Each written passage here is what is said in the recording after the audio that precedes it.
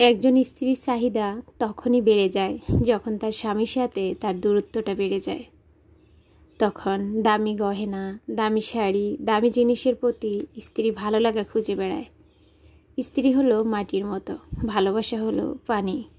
আপনি দুটো একসাথে কিন্তু সুন্দর একটা আকৃতি দিতে পারবেন। আপনার স্ত্রী কখনো আপনার কাছে দামি গাড়ি চাইবে না যদি আপনি মাঝে মাঝে তাকে নিয়ে হুকখোলা রিকশায় এই শহরটা একটু ঘুরে বেড়ান। আসসালামু আলাইকুম, এমএন ব্লগ থেকে আমি নাসরিন রহমান বলছি। আশা করি আমার প্রিয় আপু এবং ভাইয়ারা সবাই অনেক অনেক ভালো আছেন। আলহামদুলিল্লাহ, আল্লাহর অশেষ রহমতে আমিও ভালো আছি। সংসারের কাজকর্ম দিয়ে আজকের ভিডিও শুরু করেছি। আজকের ভিডিওতে প্রথমে যে কথাগুলো বলেছি কেন বললাম সেটা অবশ্যই শেয়ার করব। তো এখানে টেবিলটা এলোমেলো হয়ে আছে। সকালে আজকে নাস্তায় নুডলস খেয়েছি, তো সেগুলো এইভাবে এলো পাথারিভাবে পড়ে আছে। কিছু ধুয়েছি, কিছু ধোয়া হয়নি। তো যাই হোক, আমি এখন সবগুলা জিনিসপত্র একটু গুছিয়ে নিচ্ছি। হ্যাঁ, যেহেতু এখানে সাদা ফলই দিয়েছি, একটু হলুদ পড়লেই কেমন জানি দাগটা বসে যায়। তো তার জন্য এই যে আমি এখানে আমার যে ম্যাজিক ক্লিনজারটা আছে সেটা দিয়ে যখন মুছে নেই একটু ভালোভাবে হাত দিয়ে ঘষা দিলেই কিন্তু সে হলুদ দাগটা চলে যায়। তো যাই হোক, টেবিলটা ক্লিন করে নিলাম। তো টেবিলটা আমি ঈদের দিনে এইভাবে সাজিয়েছি, এখনও এইভাবে আসছে। জানি না কতদিন আমার মনে হয় যাদের ডাইনিং গ্লাস করা সেই গ্লাসটা দেখা গেলেই ভালো লাগে, এইভাবে ঢেকে ঢুকে রাখলে ভালো লাগে না। তো তারপরও দেখা যায় যে নতুনত্ব আনার জন্য আমি এক একভাবে এক এক দিন সাজাই আর কি। তো যাই হোক, দেখতে পাচ্ছেন কত পরিশ্রম করে এটাকে মুছে নিচ্ছি। হ্যাঁ, নিয়াজ নিসা খেতে নিলে একটু একটু ফেলবেই, আর সেটা যখন হলুদ হলুদ দেখা যায় আমার কাছে কিন্তু একদমই ভালো লাগে না। তো টেবিলটা কিন্তু সম্পূর্ণ আমি ক্লিন করে নিয়েছি ঠিক আমার মনের মতো করে। তারপর একটা জিনিস দেখাচ্ছি আপনাদের। আমি দেখিয়েছি ঈদের আগে এই যে আমার কিউট গাছটা আমি লাগিয়েছি, আর লাগানোর পরে তার অবস্থা দেখেন, কতগুলা পাতা মরে গিয়েছে। তো গাছটা মরেনি, কেননা আমি দেখলাম যে নতুন একটা কি বলে এটাকে, মানে পাতার মতো বের হচ্ছে আর কি। তো জানি না কি হয়, তবে শুকনা পাতাগুলা একটু কেটে দিলাম। এই গাছটা আমার খুবই পছন্দের। তবে আমি সব সময় বলি আপনাদেরকে, যখনই গাছ আনি আমি কিনে, আমি কিন্তু দুই জায়গায় লাগাই, কেননা এখন যদি এই গাছটা মরে যায় আমার আফসোসের সীমানা থাকবে না। তো আমি কিন্তু এইখান থেকে ডাল কেটে অন্য একটা টবে আরেকটু গাছ করে নিয়েছি। তো তারপরও আমি আশা করছি আল্লাহ পাক আমার এই গাছটা বাঁচিয়ে রাখুক। তো ওখানে রেখে এই যে ক্যাপসিকামটা মুছতে নিয়েছিলাম, তো তারপর ভাবলাম সেখানে আলো নেই, এখানে রেখেই মুছি। এই জিনিসটা আমার কিন্তু খুবই শখের একটা জিনিস।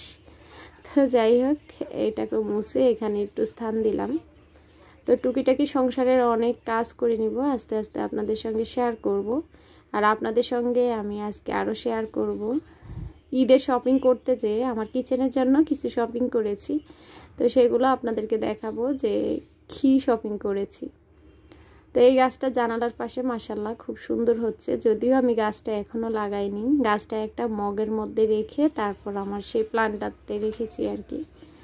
তো এখানে মেয়ের টেবিলটা দেখলাম অনেক ধুলা পড়ে আছে, কেননা আমার মামনিটা বেড়াতে গিয়েছে, মামনিটা বাসায় নেই। তো তার টেবিলটা আমি আলতো হাতে মুছে দিলাম। আসলে আমার মেয়েটা মানে আমাকে ছাড়া কখনো কোথাও যায়নি, তো এই প্রথম সে বেড়াতে গেল। তো তার জন্য মনে হচ্ছে পুরো বাসাটা খালি। তো যাই হোক, ওর বইগুলা আমি এইভাবে গুছিয়ে রাখলাম আর কি, আর ওর টেবিলটা একটু মুছিয়ে দিলাম। এখানে এই যে নিয়ামনি অনেকগুলা ব্যাগ নিসামনি গুছিয়ে মানে জমা করে রেখেছে, সেগুলো একটু সরিয়ে নিয়ে রাখছি। আর শলাটা খুঁজছিলাম, পাই না, তাহলে সোফাটা একটু ঝেড়ে দিতাম। এই সোফাটা আমার সংসার জীবনের প্রথম সোফা। এটার পরেই আমার 5 সিটের যে সেগুন কাঠের সোফাটা আমার ড্রয়িং রুমে, সেটা এনেছিল। আপনাদের ভাইয়া আমাকে বলেছিল এই সোফাটা বিক্রি করে দাও। তো সংসার জীবনের প্রথম জিনিসগুলোর প্রতি আলাদা একটা মায়া থাকে। আমি বলেছি এটাও আমার ভালো একটা সোফা, এটা আমি কখনো বিক্রি করব না। তো এই তো আমি ঈদের শপিং করতে যেয়ে এখানে দেখেন কিচেনের জন্য শপিং করেছি। আমার পাইপেন কিন্তু নষ্ট হয়ে গিয়েছে, আমার 2টা পাইপেন আছে। তো সেটা আমি ওই দিন দেখালাম যে আমরা বিয়েতে যাব, সেখানে কিছু গিফট আইটেম কিনতে গিয়েছিলাম। তো এটা হয়েছে 24 cm একটা পাইপেন আর কি, নন স্টিকের। আর এটা মার্বেল যে কোডিং করা সেটা কিনেছি। তো এটার কিন্তু একটা ছিল এরকম খালি, আর একটা ছিল উপরে যে কাচের ঢাকনা। তো আমার আগে যে পাইপেন সেটা 24 cm এর, তো এই জন্য ওই ঢাকনাটা কিন্তু ভালো আছে, আমি কিনে নিই। তাছাড়া এই যে এখানে একটা পাতিল কিনেছি, সেটাও 24 cm এর। তা আমি ভাবলাম শুধু শুধু ঢাকনা নিয়ে সাথে বেশি দাম দিয়ে লাভ নেই। আর এই পাতিলটা নিয়েছে 1585 টাকা, দেখিয়ে দিলাম দামটা, অনেক আপুরা জিজ্ঞেস করেন তার জন্য। তো এই পাতিলটা এত কিউট, আপনাদেরকে কি বলবো। আর যে কাঠের হাতলটা সেটার ফিনিশিংটা এত সুন্দর, মানে ভালোই লাগে ধরতে এই জায়গাটা। তো এই যে আমি দেখাচ্ছি, এই যে ঢাকনাটা, এটা দেখেন আমার এই পাইপেনটা তো হয়ে যায় এই যে। তাহলে আমার মনে হয় মানে যদি ঢাকনা সহ পাইপেন আনতে যেতাম সেটা হয়েছে 1250 থেকে 1300 টাকা।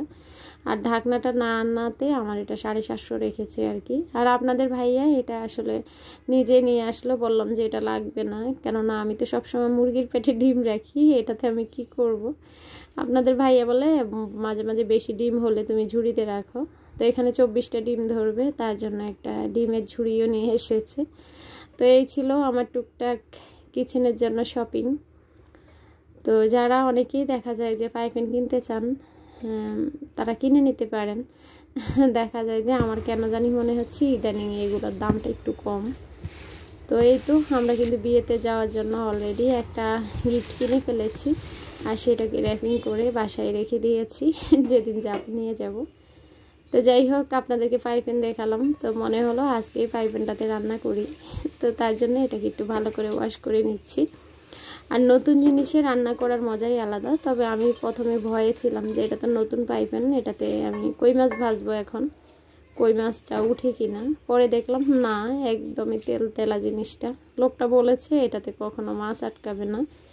আগে যে ননস্টিকের পাইপেনগুলা সেগুলা মানে আটকিয়ে যেত, উনি বলতেছে এটা কিন্তু মার্বেল কোডিং করা, এটাতে আটকাবে না। তো যাই হোক, প্রথমে আমি বসিয়ে একটু গরম করে নিয়েছি পাইপেনটা, তারপর তেল দিয়ে দিলাম।